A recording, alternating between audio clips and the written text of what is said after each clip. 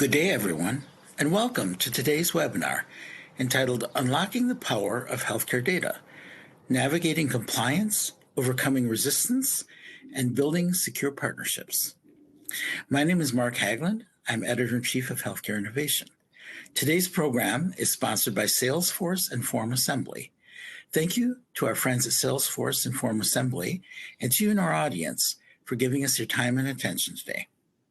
Before we get started, I have just a few housekeeping details to share with you.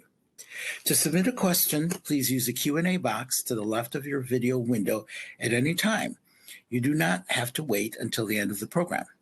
For technical issues, please press F5 to refresh, and if that doesn't work, you can submit a question with your issue through the Q&A panel. Finally, join our webinar conversation on Twitter. You can tweet using hashtag HILiveWebinar. Now, at this time, it's my pleasure to introduce our speaker for today's program. Katrina Garza is Vice President of Customer Success and Support Services at FormAssembly. Welcome, Katrina. Great to have you today. Thanks for having me, Mark. I'm excited to be here. Wonderful. So we decided that you thought it would be great to start our discussion with a poll question. Would you like to share that with the audience, and then behind the scenes we'll get that going? Sounds good. Yes. So the poll question you see before you is, oh my goodness, have you faced resistance to new technology at your organization? Please poll in. Let me know yes or no. It's a yes or no question. And the reason we ask this is really want to understand, we hear from our customers and our prospects that sometimes it can be difficult to do this. And we want to talk about ways to improve upon that. Thank you, Katrina. And our support folks will let us know when the results come in. So let's begin. Let me ask you an initial question here, and we'll continue from there. And then when the results come in, we'll share those with the audience and comment. How can organizations ensure HIPAA compliance when they're implementing new systems and data collection platforms? Yeah, it's a really good question that a lot of our customers and prospects ask us. And, the answer is before even implementing, we're talking about implementing, a software that is HIPAA compliant. Prior to that, in the sales process, it should all happen there. You should find out before you even move forward with any software data platform, whether they're HIPAA compliant. And for example, when somebody is interested in coming to FormAssembly, we are doing many things with that customer to support them in terms of completing security assessments, to having calls with their security team, also providing a business associate agreement saying on paper we are HIPAA compliant. So all of this should happen prior to even implementing it, so you feel confident and you're ensured that when you move to the next phase, you are solid on that front. So I'd say that that's always the first thing. The second thing is really when you get to the implementing phase, lean in on those, like, for example, FormAssembly experts, lean in on those onboarding experts. They've done this before.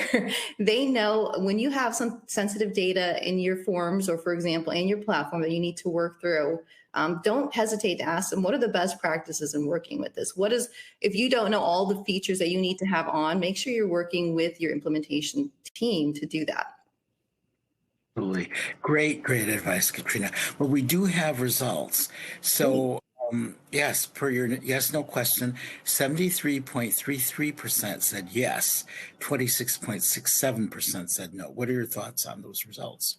Oh, I think it's pretty common, right? I think anytime you implement a new software, it is challenging, I think the main thing is getting buy-in from the people, especially if it's going to change your day-to-day processes. Yeah. The people who actually are going to be working with that, they want to understand why we're doing it. And I think that's the key. Why are we moving to this product? How is it going to help them on the day-to-day process, right? I think that can help solve some of that resistance and that fear of implementing a new technology, is if we remember the end goal and keep reminding everyone of the end goal. It's going to save you this many hours of, time on your email, or it's going to help you focus your efforts, your day-to-day efforts, or it's going to reduce this or help with this. Make sure that everyone understands. And I tell you what, that really does go a long way when you're implementing software across teams, for sure.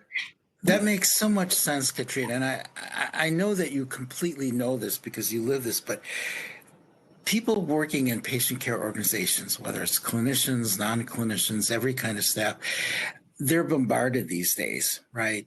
They've got so much stuff going on. People are coming to them saying, now you have to do this, you have to do that. They do need someone to explain to them why, right? The why of things. I think that makes a gigantic difference. And I think it really does bring down the level of resistance. Wouldn't you agree? Oh, 1,000%. Yeah, 1,000%. Because then you can remind everybody of the end goal, it's going to help us in the end and keep that focus, for sure. Yeah. And having to explain the why is very good for those who are leading implementations, because they realize that they have to have a good reason, right? I mean, nobody implements software for no reason, but you have to have a really good reason these days. It can't just be, well, this will make one, tiny thing better. It has to be stronger than that. So can you explain for our audience the importance of having a business associate agreement, a BAA, with your covered entity when using a form or data collection platform? How does that work? Oh, it's totally vital. It's like a vital, you really, if you're a covered entity, if you're a healthcare provider and you're a covered entity, it's vital for you to have that agreement in place. And working with customers or that want to come to us, it would be a deal breaker for those who need that, and we didn't have it. But we do. Thankfully, we're a trusted partner in that we do offer that in our contract. So that way you can just feel that whole insurement question earlier is like, how can I ensure that I'm implementing, HIPAA compliant software? Well, this is really important and key, because now it's on paper and it's in your contract with that data platform or that system that you're going to work with. And it's just, it's on paper, we're good, we're solid on that front, and we can move forward. So it's really key and vital to move forward with a data collection platform like that. You really need that in place. Yeah. Yeah. And one of the things, it seems to me as an observer, that we've moved forward over the last several years. Having BAAs in place maybe 5-7 years ago was not as common or near universal as it is now. There was a lot of resistance just from the standpoint, oh my gosh, that's another hoop to go through. That's another process that we have to manage. But I think that's changed a lot, don't you? Oh, yes, it has changed so much. And it's become so much easier too. I think, like, for example, on our end, we have a security portal, safe-based portal, where we have all these like very typical questions for customers who need to be HIPAA compliant to answer. And we can give them access to that. But it is so much more common. That's the world we live in now, Mark, we have to be secure. Your data needs to be protected in order for your consumers and your customers to have trust in you. And I would add this as an observation, and certainly you can disagree if you disagree, but I think you'll agree. C-suite level executives and boards are far more cognizant now of the risks of not having such agreements in place, right? Like they just realize you have to nail everything down, right? I totally agree with that. Yeah. Mm-hmm. No disagreement from me on that, Mark. Yeah, absolutely. Great. Well, let me ask you another question then, Katrina. And this is interesting to me because everything now in healthcare is about measurement. So what measures can organizations take to limit access to sensitive information in your data collection and record system? And I think this gets into some very practical areas, right? Like you have to set up processes and protocols and determine levels of authorization. Tell me a little bit about that whole area. Yeah. I like to think of it, if you're thinking at it from start to finish, the user data journey. How are you collecting it? Where is it going and where does it end?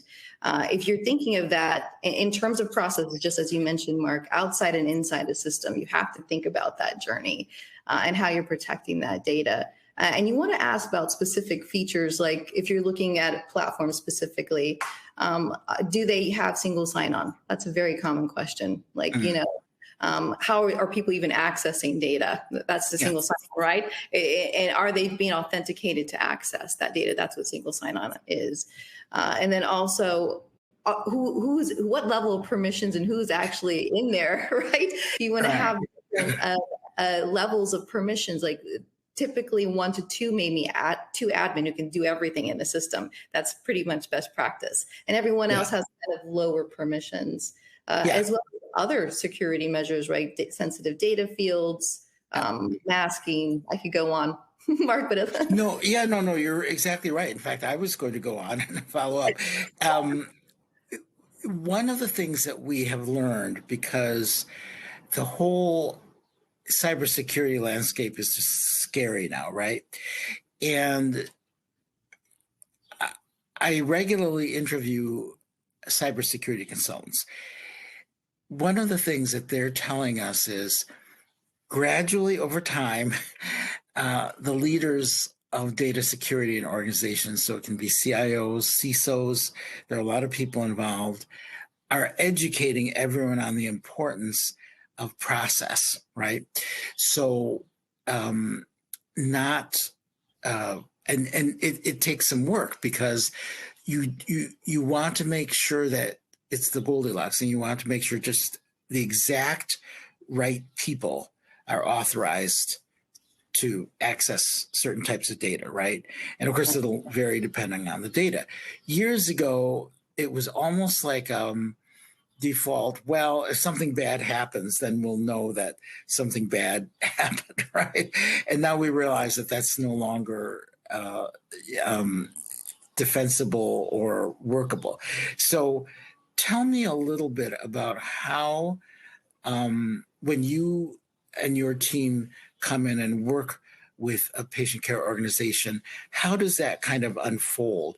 Do you tend to have to kind of go deep and long with them in terms of helping them figure out how to set up all the categories of permissions, or are they usually somewhat set up in advance of your interacting with them?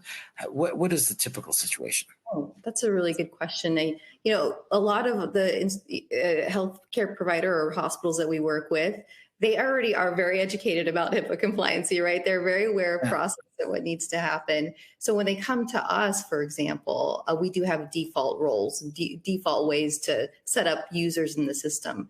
And we do have best practices in which, we recommend single sign-on and sensitive data fields. So we're always recommending throughout the process. But really, when we're working with a brand new customer, we're learning about what their goal is with FormAssembly.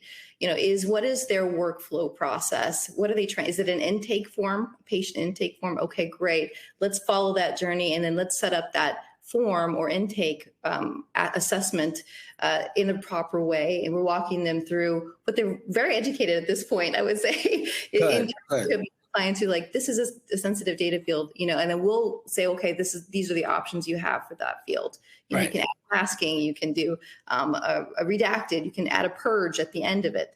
So it's a very, very collaborative. And I'd like to say that my team and my whole company is also very educated. Our security team, like you mentioned, we take trainings every month and without fail. So we are constantly up to date with these measurements as well. So we're speaking the same language when the customers come on, and we can guide them in the right direction.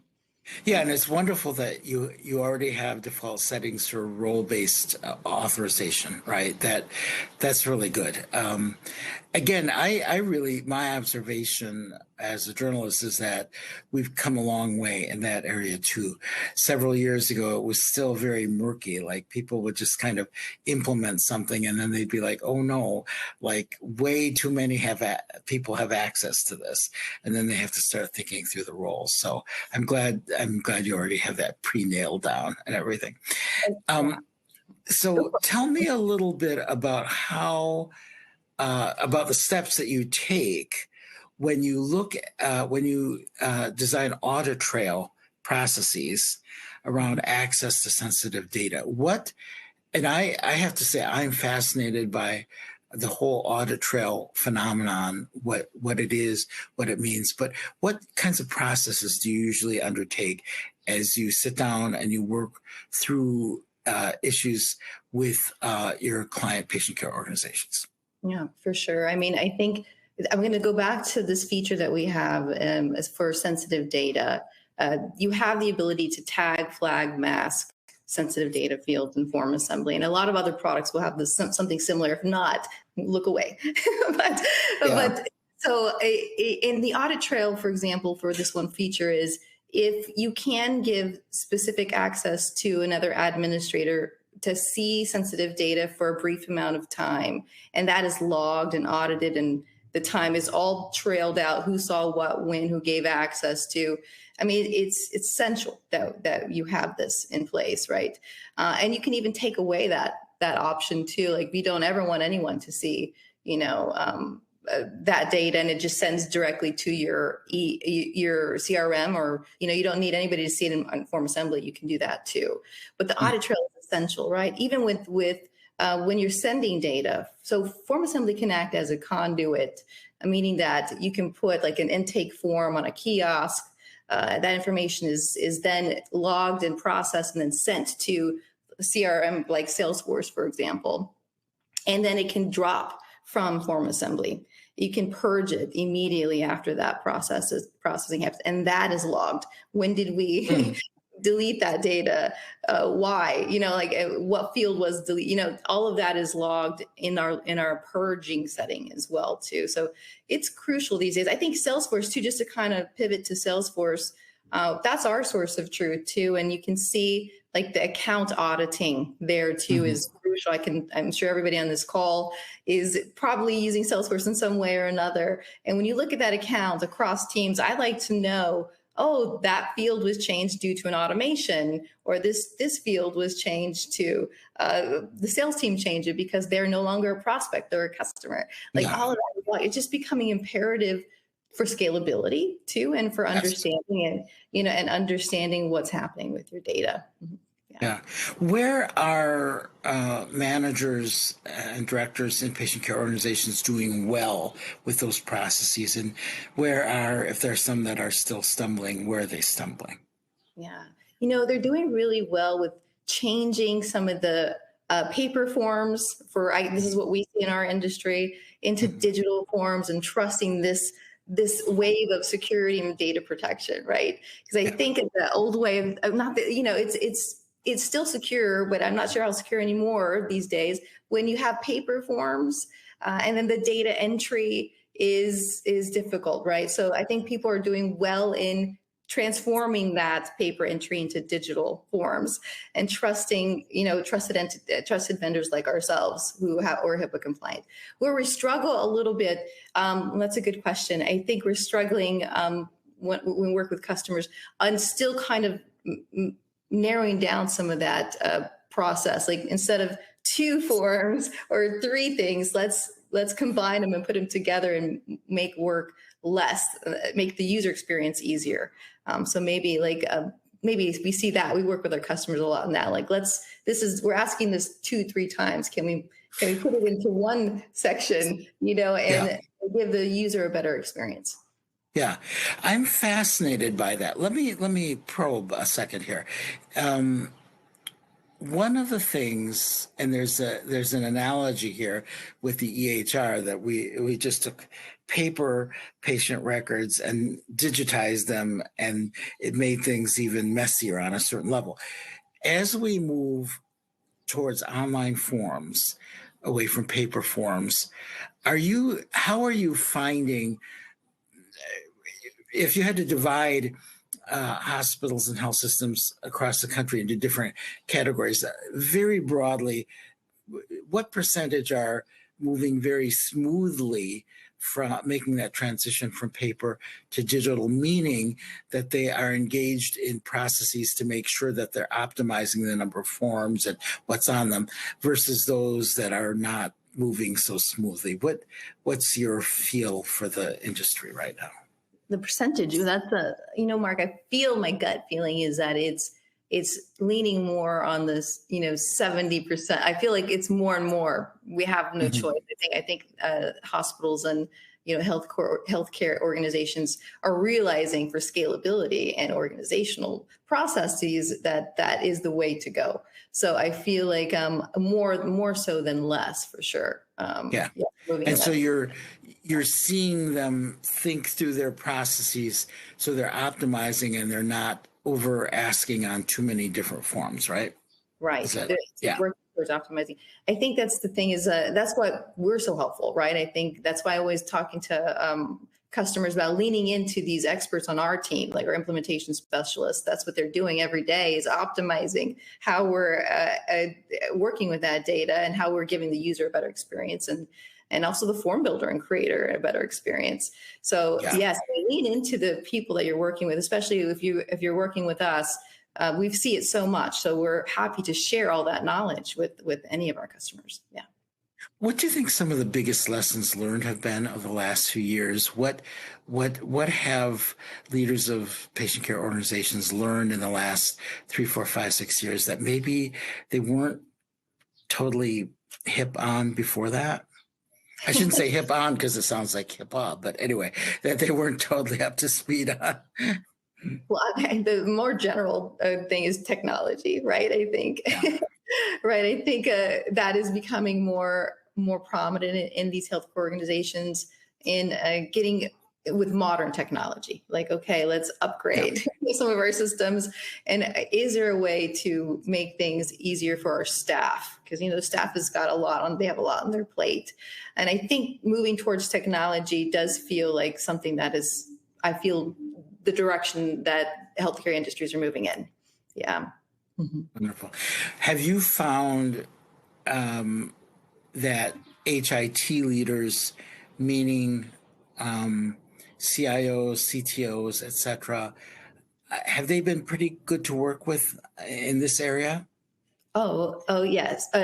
Yes, for sure. Because, when we work with a CTO, for example, at a healthcare organization, we go through I'm going to go back to security, assessments. We go through a very intense, it can be intense, security assessment of our Yeah. product, right? And all the way down to the infrastructure and how we're handling all of that information. So when we work with the CTO on that level and we get through that and we're approved, oh my gosh, I mean, then they're like, okay, now they want every office, because we've gone through this process with FormAssembly, for example. We know they're a trusted vendor. And now we can integrate it into the other offices and departments across the organization. Right. Exactly. And that's one of the great things of working with an organization like yours. You can work with patient care organizations at scale, right? Yes. You can work with large multi-hospital health systems. One of the things that's happened in the last several years, and I cover this quite closely, the consolidation of the industry, large multi-hospital health systems eating more and more hospitals, right? And when I talk to the leaders there, they say, well, please don't use the word eat. That sounds really, violent, but acquiring, okay, I'll say acquiring more and more independent standalone hospitals. And so what's happening is you have a lot of confusion and overlap. And so ABC Hospital System has now just acquired, now they're 80 hospitals and they've just acquired 20 more hospitals. Every one of those hospitals had different forms, had different processes. Right. That's probably something that you have to handle a lot, right? It is across industries, but yes, in the healthcare industry too, Yeah. for sure. And I think that's where, again, when somebody wants to transform their processes to digital, for example, I'll go back to that. It's also getting a lot of other people involved, right? It's not, you have to get buy-in from other people at your organization as well. And I think what we do is we try to bring those key stakeholders into calls and help our champions move that effort forward and build trust and confidence that this is the best way forward, and it's going to help everyone. Yeah. Mhm. Right. Yeah. No, that's very important. Building confidence is very important. So let me ask you, what are the best practices that you follow for purging sensitive data from systems that are not your own electronic health record? I'm sure there is complexity there. Oh, always, right? I mentioned that we are conduit, right, to an EHR or to a CRM, right? So that data is flowing into FormAssembly, and this is not just FormAssembly. Any other entity that you're using that you're trying to get data into your EHR or your CRM, you have to have a purge mechanism that does it immediately. The best practice is as soon Yeah. as is immediately. You can't have Yeah. that data sit there. Thankfully, we're a trusted entity like FormAssembly. You can house that data in FormAssembly, but their protocol and processes are probably not to purge it and send it to the AHR or CRM. So best practice is to immediately do it. FormAssembly, we offer features to minutes after the data is submitted through an intake form or application, you can have it purged. But we have different levels of purge. You can do per field, the whole response after it's been processed. And then you have many different levels of purge options at FormAssembly, and you're going to be looking for that for other platforms that you work with. You need to make sure that's very granular. So immediately, minutes after, and the best practice is to delete that data, and then also to make sure that they have levels of purging. Yeah, and I'm sure you have enough experience that you're able to guide people through their first time when they're working with you and say, well, typically our customers do this, or typically they do that, right? So if they're a little bit confused as to what the options are. Oh, 1,000%. I think that I have a great pleasure of running an amazing team.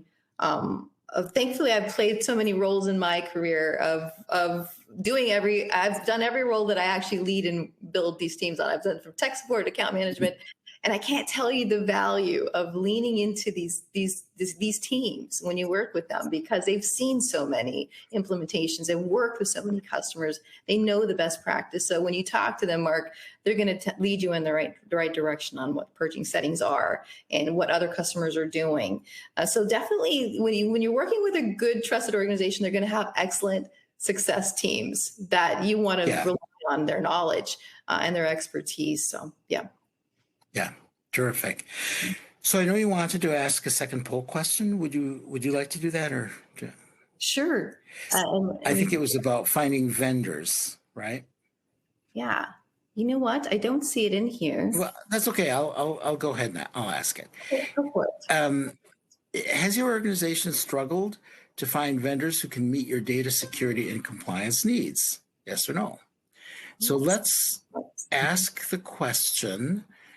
And I'm assuming our folks behind the scenes have deployed it, and we'll find out.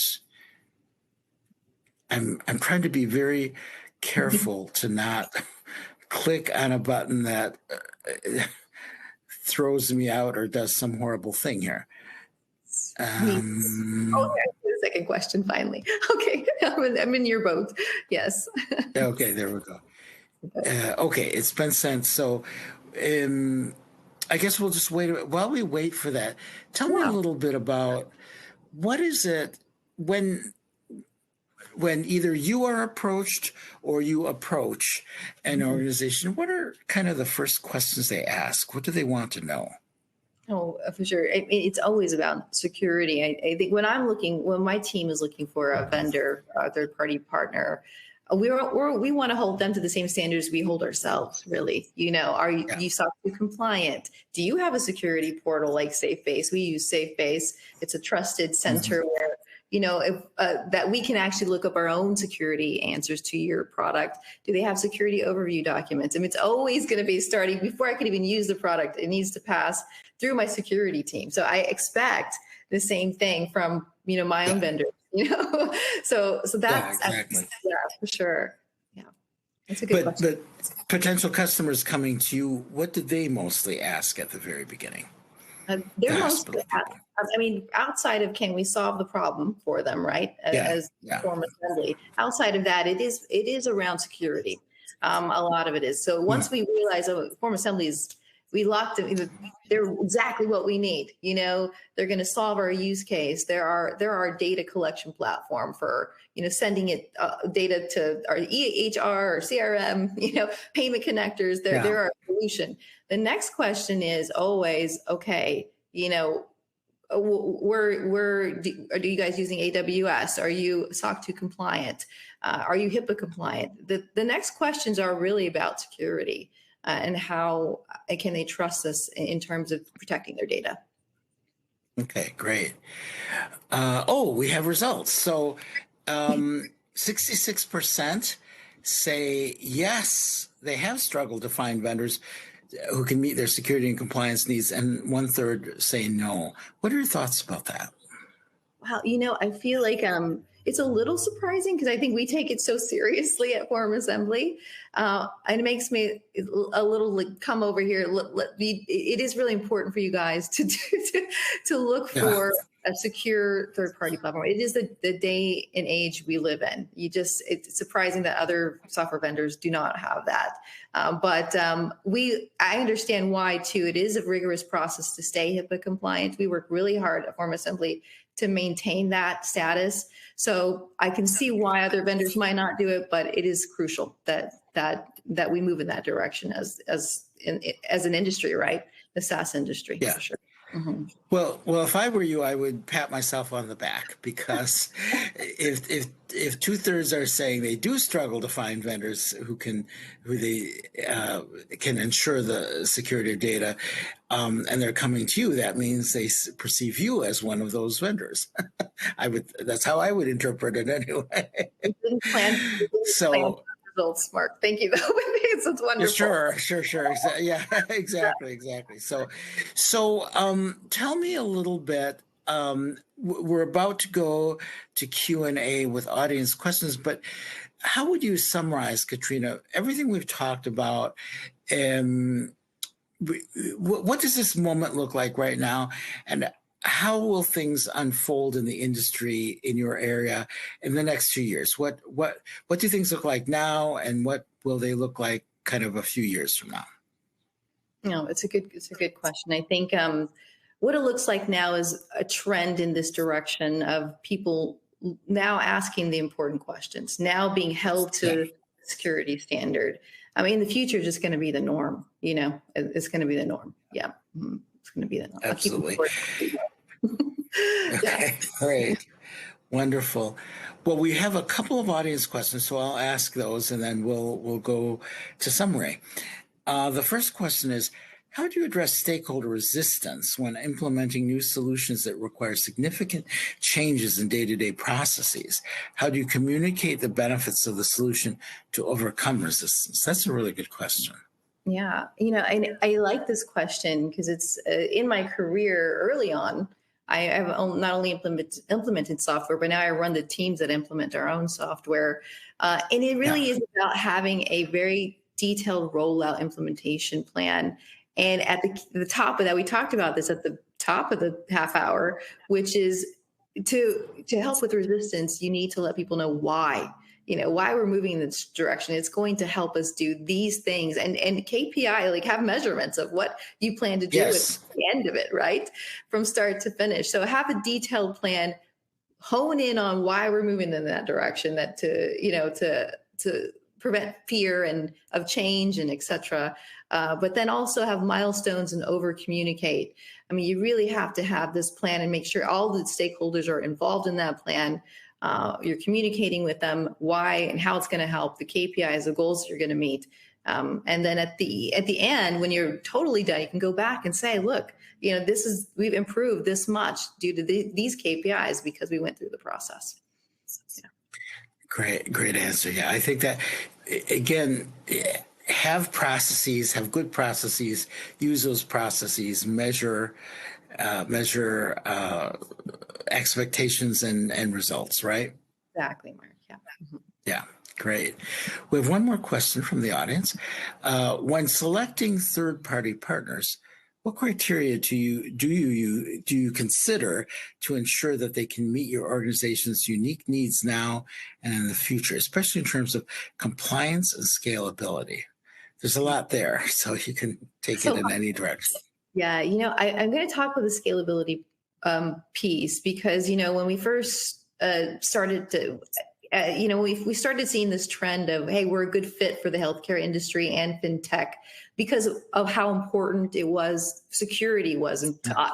Like, it was already important to us as a company. We started realizing, okay, we're a great fit. It totally makes sense for the healthcare industry because we're a good fit. Now, we started getting way more security assessments at the beginning. I'm talking about 500 questions, Mark, of security questions that we had to go through. And that was at the beginning for us, not scalable for us. We didn't have the resources to make that scalable. Now we have made it much more scalable. I'm going to go in the scalable direction, right? Because we've taken all those assessments and all the common questions that we get. We now have a portal. Now we have a process and system. We can give access to those healthcare industries who are interested in us, or customers who want to renew with us need to do those assessments. Now we have a scalable process to get them those answers quicker.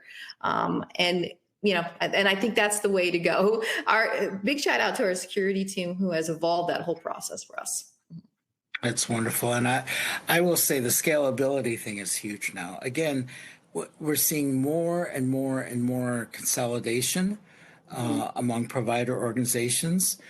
And one of the reasons, frankly, for that consolidation, smaller organizations lack the financial resources to do the billion and one things they have to do these days. And they're short on staff. It's difficult for them to hire very highly competent staff because very often they're in smaller cities or small towns, and it's difficult to attract people. So they're being acquired, they're partnering with. I'm trying to get to the most euphemistic term with larger health systems. I'm trying to avoid the word eat. I know. But anyway,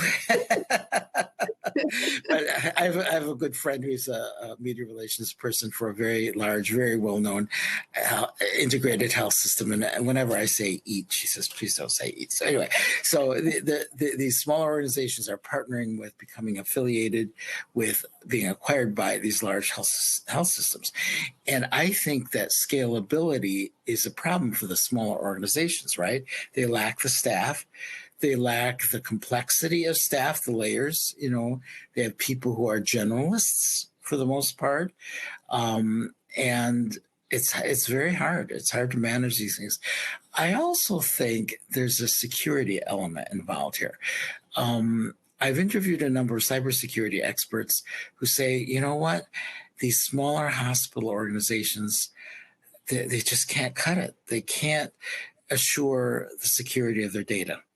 They don't have the expertise. They don't have the staff. They don't have the size of staff to do it.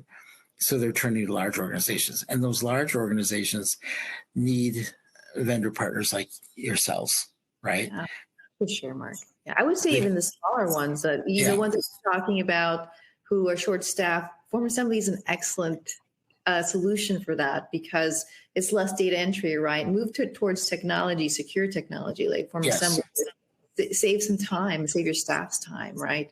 I myself am thinking about that for my own team, right. To help my own team. So I stress that we're also a solution for those folks as well. Yeah, that's wonderful. Well, I have to say, if there's a single thing that everyone is lacking in healthcare now, besides money is a thing, but the other single thing is time. Yeah. right? Yeah. And I just did a cover story on the revenue cycle management and how organizations are moving toward automation to try to. They're just really short-staffed in terms of RCM people. Well, how can you make that up in healthcare these days? Not only are patient care organizations competing with one another for staff, they're competing with people from outside healthcare in many cases. When you get to the non-clinician roles, there are many administrative roles where people can get a great job at, in another industry. Mm-hmm. I shouldn't start suggesting, right? People are doing that. But like financial services, retail, you can make more money. You So can. so I think scalability is a huge thing, right? It is a huge thing. And I think it's something that the healthcare industry is working towards with technology. And I think, and the secure part is where it's really important. So I think to save some people, those people who are short staffed, if you need data entry models, or, let's help them out. Let's give them a digitized process so they don't have to do that, Yeah. for sure. Absolutely, absolutely. Well, we have a few minutes. I would just like to open the floor to you, Katrina. Give us your final or your broad walkthrough of what would you like people in our audience to be able to walk away with? What would you like them to be thinking about as they consider whom to partner with? Well, what to do, whom to partner with in doing it, how to think about their processes, how to think about things like scalability. How would you walk us through some of that thinking right now? Yeah, for sure. I'm going to start in a little bit of a different angle. I wanted to say I've been with FormAssembly for 7 years, and that's uncommon these days, right? Yeah. To stay with a software company. But when you have the right product, the right people, and the right culture, you stick around. And I say that to lead into the security part, because what I want everybody to take away is FormAssembly, we work really hard to give that compliancy, to maintain compliancy, to give customers that trusted, secure feeling.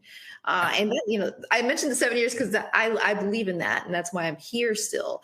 And we're just getting better and better at it every year. So look for somebody who's going to take care of your data and your staff the way you take care of your own. And I think that goes a long way. Yeah. Absolutely, it does. And I'll start. I'll respond to that, and I completely agree with you. Kind of from a 40,000 feet up viewpoint, one of the things that's happening now is everything in healthcare is being pushed forward based on policy and payment because our system is costing too much. I just did a news story a couple of weeks ago.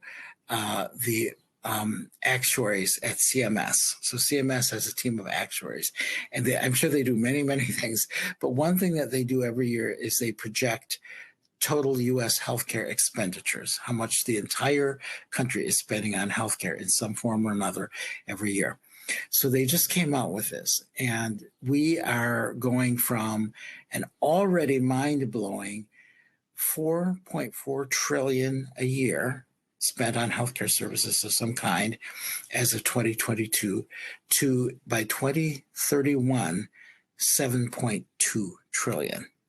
Wow. Yeah, from 4.4 to 7.2 trillion. That is when at our events I say these figures are mind-blowing, and if your mind isn't blown, you don't have a mind, right? like this is really big. And so when you think about that number and you think about what goes into that, everyone agrees that healthcare needs to become more efficient, needs to become more cost effective. It needs to become more streamlined while providing better outcomes, right? And one of the things that neither you nor I can do anything about is the aging of the population and the explosion in chronic illness. So because of those elements, our healthcare costs are going to go up, even if the healthcare system is hyper efficient, right? So given that, in all kinds of administrative functions and operations, healthcare has to become hyper efficient, right? There just isn't room for lack of efficiency anymore. So when I think about the biggest numbers like this 4.4 trillion to 7.2 trillion, I think, wow, every individual working in a hospital or health system has to be hyper efficient in what he or she does. Their team has to be hyper efficient.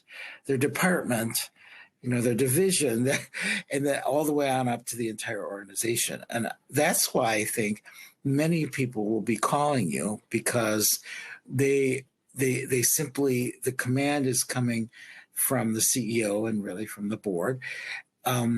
We have to be even more efficient than we were last year, because even if we're as efficient as we were, we're going to cost more, right?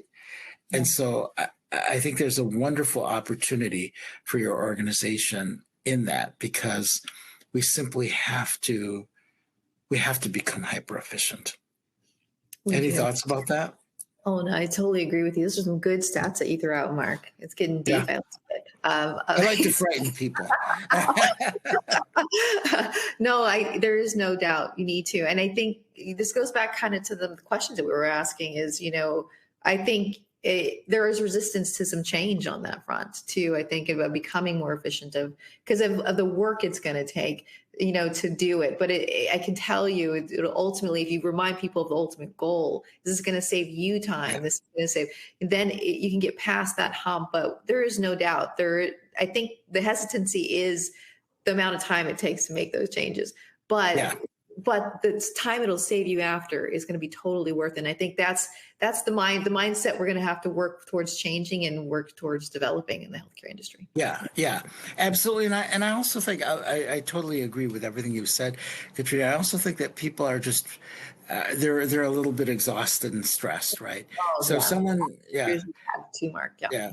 Yeah. So someone comes to them and says, well, we're going to change this process. Now, the immediate reaction for most people in healthcare is, oh, right. Like, oh, another thing to remember, another change.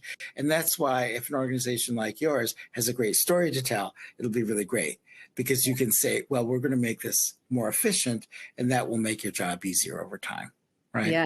Yes. And come with a detailed rollout plan. Because then it'll be like, oh no, another change. But if it's so organized, and then you'll feel way more better. And you know why? It'll just be, it'll make the whole process a lot easier. Yeah, exactly. Good. Well, we've come to the end, but I just want to leave you with the last word. Any thoughts you'd like to leave our audience? Just anything that comes to mind. Well, sure. Mark, first of all, thank you. This has been a great pleasure. I feel so humbled because I'm usually on the other side joining these things, and it's nice to be on this side. It's quite fun. And I want to thank everybody for joining today and listening to us. And we're happy. I'm happy to field any questions after this about FormAssembly, efficiency, anything. So thank you guys for joining, and thank you, Mark. Sure, absolutely. It's been a delight. So thank you again, Katrina, for being such a wonderful speaker. And thank you so much to everyone at FormAssembly and Salesforce for supporting this webinar and making today's program possible. Finally, I want to thank everyone in our audience for joining us. We hope you'll join us again in the future for another healthcare innovation webinar. This concludes today's presentation. Have a wonderful day, everyone, and thank you for being with us. Have a great day, everyone.